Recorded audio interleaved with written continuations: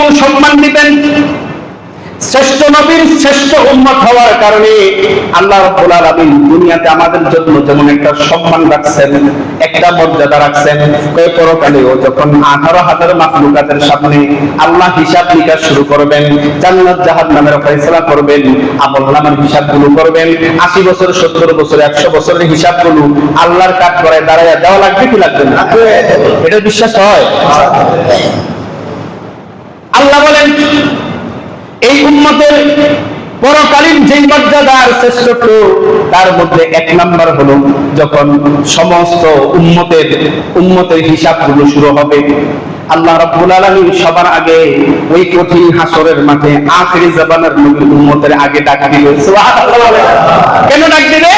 আসো তোমাদের হিসাবটা একটু সহজ পদ্ধতিতে সহজ কইরা তোমাদেরকে একটু আগে ছেড়ে দেই। কেন? তোমরা তো শ্রেষ্ঠ নবীর শ্রেষ্ঠ উম্মত। আল্লাহু আকবার বলে।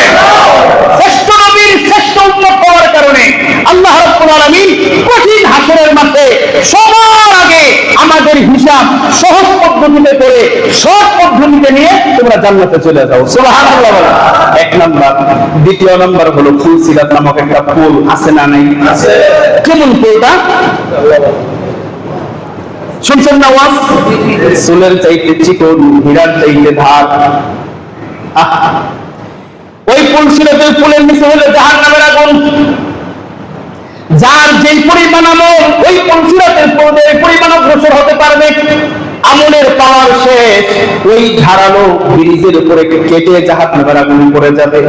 এমন অনেক উম্মতকে পাওয়া যাবে যে উম্মত একেবারে জান্নাতের ওই পাশে হইল জান্নাত, একেবারে জান্নাতের কিনারে চলে আসে, পুরো নিচে পড়ে যাবে, আমল শেষ। টাকা শেষ হইলে যেমন আর জার্নি করা যায় না, ওখানে স্টক, হয় বিকাশে টাকা নিতে হবে, অথবা এটিএম বুথ থেকে টাকা উঠাইতে হবে, অথবা কারো কাছ থেকে লোন করতে হবে, এরপর আবার চলতে হবে। ফুলসিরাতের পুলটা হবে এরকম। পার যদি হইতে চান, জান্নাত পর্যন্ত যদি পৌঁছতে চান, ওই ব্রিজের উপরে চলার জন্য যেই পরিমাণ আমল, যেই পরিমাণ নেকি, যেই পরিমাণ ঈমান দরকার, ওই পরিমাণ ঈমান আমল নিয়ে দুনিয়া থেকে পরকালে যেতে হবে কি হবে না? শুধু যদি জীবনে জুমার নামাজটাই থাকে নাকি চলে? জীবনে যদি শুধু জুমার নামাজ থাকে, ও ভাই তার আমার কথার সাথে মিলান, আপনি কোন পর্যন্ত ফুলসিরাতের পুল পার হইতে পারবেন? জীবনে যদি সামান্য পরিমাণ হালাল উপার্জন থাকে, বাকিটা সব হারাম, আপনি কোন পর্যন্ত ওই ফুলসিরাতের পুল অগ্রসর হইতে পারবেন? কোথায় গিয়ে জাহান্নামের আগুনে পড়বেন? চোখ বন্ধ করে শুধু হিসাব করেন। শ্রেষ্ঠ নবীর শ্রেষ্ঠ উম্মত হওয়ার কারণে আল্লাহ রাব্বুল আলামিন বিশেষ একটা মর্যাদা, বিশেষ একটা শ্রেষ্ঠত্ব সেখানে রাখবেন। তবে এটার পিছনে ঈমান আর আমল ঠিক থাকা লাগবে। এর মানে এই না আখিরি জামানায় আসছি এই খাতিরে বুঝে আল্লাহ মাফ করে দেবেন, এই চিন্তায় কিন্তু ঘুমায়েন না, সাবধান। ওয়াজ কিন্তু বুঝে যায়েন। শ্রেষ্ঠ নবীর শ্রেষ্ঠ উম্মত হইছি, এই গর্ব নিয়ে ঘুমাইলাম, নামাজ নাই, কালাম নাই, দিনদারি নাই, ইহসান নাই, অনুগ্রহ নাই, হারাম নাই, হালাল নাই, সব একাকার করে আমি শ্রেষ্ঠ নবীর শ্রেষ্ঠ উম্মত। রবিউল আউয়াল মাসে আসলেই তোমার রাস্তাঘাটে দেখা যায়, আর বাকি সময় যদি নবীর সুন্নাত নাই, আর 12 মাসে নবীর ভালোবাসা নাই, এরকম বাক্তাদের কপালে ফুলসিরাতের পুল পার হওয়া সম্ভব। ঈমান আমল ঠিক রেখে শ্রেষ্ঠ নবীর শ্রেষ্ঠ উম্মতের দাবিদার যদি হওয়া যায়, আল্লাহ রাব্বুল আলামিন বলেন ওই ফুলসিরাতের হাজার হাজার বছরের রাস্তা চুলের চাইতেও আরো বহু গুণ চিকন, হীরার মতো না, হীরার চাইতে আরো বহু গুণ ধারালো। ওই ব্রিজটাকে আল্লাহ তার কুদরতি ভাবে বিদ্যুতের গতিতে পার করে দিবে। বিদ্যুতের আকারে উম্মত পার হয়ে যাবে। সুবহানাল্লাহর যে আওয়াজ, এতে বুঝুন ঈমানের বড় দুর্বলতা। ফুলসিরাতের পুল পার হওয়ার কোনো সম্ভাবনা নাই। এত ডেঞ্জারাস একটা ব্রিজ পার হইতে হবে, এত সুবহানাল্লাহর আওয়াজ চাই। তৃতীয় নম্বরে আরেকটা শ্রেষ্ঠত্ব আল্লাহ দিবেন।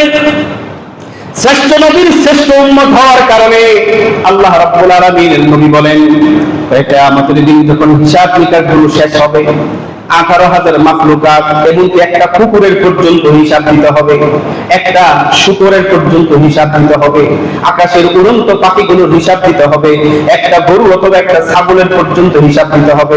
মানুষের বুঝি হিসাব দেওয়া লাগবে না? লাগবে নি? লাগবে। একটা কুকুরের যদি হিসাব দেওয়া লাগে, তাফসীরের কিতাবের টিকার ভিতরে উদাহরণস্বরূপ লেখছে, একটা কুকুর দুনিয়াতে আরেকটা দুর্বল কুকুরকে গুতা মারছে অথবা কামড় দিয়া তার পিছনের চামড়া ছিঁড়া ফেলছে। দুর্বল হওয়ার কারণে শেখ বাড়ির কুকুর মাবদুর বাড়ির কুকুর উপরে চড়াও হইতে পারে নাই, প্রতিশোধ নিতে পারে নাই। তার প্রতিশোধটাকে জমায় রাখছে, পরকালে আল্লাহর সামনে নিবে। কিয়ামতের দিন সর্বপ্রথম মানুষের হিসাবের আগে আল্লাহ রাব্বুল আলামিন ওই প্রাণীগুলোর হিসাবগুলো নেবেন। আল্লাহ ডাক দিবেন, এই কুকুরগুলো কোথায়? আয় আয় আয়, আমার সামনে আয়, তোদের কোনো বিচার আর মামলা মোকদ্দমা আছে? এক কুকুর, শেখ বাড়ির কুকুর দাঁড়ায় বলবে, আল্লাহ আমি তো মাবদুর বাড়ির সামনে দিয়ে যাওয়ার সময় আমার শরীরটা খুব হ্যাংলা পাতলা ছিল, খাবার বেশিও খাইতে পারতাম না, আমাদের খাবারগুলো মানুষে খেয়ে ফেলতো, শেষ জবানের মানুষ এতটা ডেঞ্জারাস ছিল, আমরা যে নাপাক খাবো সেই নাপাকটা পর্যন্ত তারা খেয়ে ফেলতো। সুদ পাক না নাপাক, বিড়ি পাক না নাপাক, বাবা পাক না নাপাক, এগুলা কুত্তায় খায় না মানুষ খায়? জোরে বলুন, কুত্তায় খায়? জীবনে শুনছেন কুত্তায় বাবা খাইছে, কুত্তায় সুদ খাইছে, শুকরে বাবা খাইছে, শুকরে সুদ খাইছে? এগুলো সব তাদের খাদ্য। জোরে বলেন, আরেকটু জোরে বলেন। মুসলিমের শিকার করে এগুলো তাদের খাদ্য। আপনি এখনো ঘুমান, আপনি ইমান নিয়ে ডাক দিয়ে বলবে, আল্লাহ দুনিয়াতে আমি বড় দুর্বল ছিলাম, আমি অসহায় ছিলাম, এতটা গায়ে শক্তি ছিল না। মাবদুর বাড়ির কুকুরটা বড় ডেঞ্জারাস ছিল, পরে দেখলেই ভয় লাগতো। কিছু কিছু কুকুর আছে সিংহের মতো দেখা যায়, বাঘের মতো দেখা যায়, গর্জনই আলাদা। আমি তার বাড়ির সামনে দিয়ে যাইতেছিলাম, আমাকে অন্যায় ভাবে শুধু আমাকে একটা দৌড়ানি দিছে, আমি দৌড়াইয়া সারতে পারি নাই, আমার পিছনের বস্তুগুলো কামড়ায় নিয়ে গেছে। আল্লাহ আমি দুনিয়াতে প্রতিশোধ নিতে পারি নাই, আল্লাহ আমি তোমার কাছে মামলা দায়ের করলাম, আমার বিচারটা তুমি ন্যায় ভাবে করে দাও। মাবদুর বাড়ির কুকুরকে আল্লাহ ডাক দেবে, আয়, আল্লাহর ওয়াদার বিচার শুরু, ইনসাফ ভিত্তিক বিচার হবে আল্লাহর আদালতে। আল্লাহ ডাক দিয়ে বলবেন, আয় আয় শেখ বাড়ির কুকুর আর মাবদুর বাড়ির কুকুর, আয় আমার সামনে দাঁড়া। আল্লাহ এবার বলবেন, দুনিয়াতে তোরা যেরকম ছিলি আজকে পরকালে উল্টা হয়ে যা। মাবদুর বাড়ির কুকুরের যে কন্ডিশন, এটা শেখ বাড়ির কুকুরের কাঠামো হ, আর শেখ বাড়ির কুকুরটা দুনিয়াতে যেমন দুর্বল ছিল, মাবদুর বাড়ির কুকুর দুর্বল হ। আল্লাহ বলবে, আমার সামনে তুই ওরে কামড় দে। আল্লাহু আকবার বলেন। ওই যে মাজলুম কুকুরটাকে, দুর্বল কুকুরটাকে আল্লাহ অর্ডার করবেন, আমি তাকায়া তাকায়া দেখবো দুনিয়াতে তোর উপরে জুলুম মাবদুর বাড়ির কুকুর করেছিল, আজকে আমি আল্লাহর সামনে তোর যেই পরিমাণ প্রতিশোধ নেওয়া লাগে তুই নিয়ে তুই ওর একটা জোরে কামড় মার। আল্লাহর হুকুম পাওয়ার পরে দুনিয়ার কামড় আর পরকালের কামড়ের মধ্যে পার্থক্য আছে না নাই? কম না বেশি? পরকালের একটা কামড় বড় ভয়াবহ। আল্লাহর অর্ডার পাওয়ার পরে ওই শেখ বাড়ির দুর্বল কুকুরটা যখন সফল হয়ে যাবে, সফল হওয়ার পরে মাবদুর বাড়ির কুকুরটা যখন দুর্বল হয়ে যাবে, কুকুরটা এমন একটা কামড় দিবে, জীবনে পুষে থাকা 40 বছরের প্রতিশোধ ওই এক কামড়ে উঠাবে। কামড়টা কতটা ডেঞ্জারাস!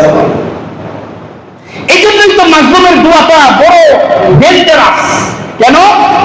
আয়না ধরে থাকতে থাকতে থাকতে থাকতে সে নিজের আল্লাহর কাছে বড় দামি বানাইছে। কি পরিমাণ জুলুম 15 বছর করা হয়েছে, এই 15 বছরে একটা বদদোয়া কতটা ডেঞ্জারাস হতে পারে আল্লাহর কাছে, এমনি পলাই নাই। দুর্বল কুকুর সবল হয়ে গেছে, এবার সবলটা দুর্বল হয়ে গেছে, এটাই হলো আল্লাহর খেলা। জোরে বলেন, কথা ঠিক কিনা? এবার আল্লাহর প্রতি রাখতে হবে। আল্লাহ যে কখন তারে ইজ্জত দিবে আর কখন আবার তারে ছেড়ে থেকে নামায়া জিন্দার মালা পরাবে, এটা জানে কে? তুমি আর আমি ভাই তো ভাবি আমি বড় ভালো আছি, আমার অনেক ক্ষমতা। দুর্বল সবল এইভাবে আল্লাহ বিচার করবেন। ও ভাই, লম্বা কথা, লম্বা আলোচনা। মানুষের বিচার শুরু হবে। আল্লাহর নবী তার পবিত্র জবানে ইরশাদ করেন, ওই কিয়ামতের দিন আদম আলাইহিস সালাতু ওয়াস সালাম থেকে শুরু করে আমি মুহাম্মদুর রাসূলুল্লাহ সাল্লাল্লাহু আলাইহি ওয়াসাল্লাম পর্যন্ত যত নবী রাসূলুল্লাহ দুনিয়ায় পাঠাইছেন সমস্ত নবীরা সেখানে উপস্থিত থাকবে। হাসরের মাঠে বিচার হবে। প্রত্যেক নবীর উম্মতেরা সেখানে থাকবে, আমি মুহাম্মদও সেখানে থাকবো, আমার উম্মতেরাও সেখানে থাকবে। আমি মুহাম্মদুর রাসূলুল্লাহ সাল্লাল্লাহু আলাইহি ওয়াসাল্লাম বলেন, যতক্ষণ পর্যন্ত আল্লাহর জান্নাতে প্রবেশ না করব, আল্লাহু আকবার বলবেন না, ততক্ষণ পর্যন্ত আমার আগের যুগের কোন নবী জান্নাতে প্রবেশ করার পারমিশন পাবে না। সুবহানাল্লাহ। শুধু তাই না, আল্লাহর নবী বলেন, যতক্ষণ পর্যন্ত আমার আখিরি জামানার এতিম উম্মতেরা আল্লাহর জান্নাতে প্রবেশ না করবে, ততক্ষণ পর্যন্ত আদম থেকে আমি মুহাম্মদ পর্যন্ত আগের যুগের কোন নবীর উম্মতেরা জান্নাতে যাওয়ার পারমিশন পাবে না। জোরে বলেন না সুবহানাল্লাহ। আমাদের দাম কম না বেশি? দুনিয়াতেও শ্রেষ্ঠত্ব, আখিরাতেও শ্রেষ্ঠত্ব দিবেন কে? আল্লাহ। কার সুবাদে? আমাদের নবীর সুবাদে।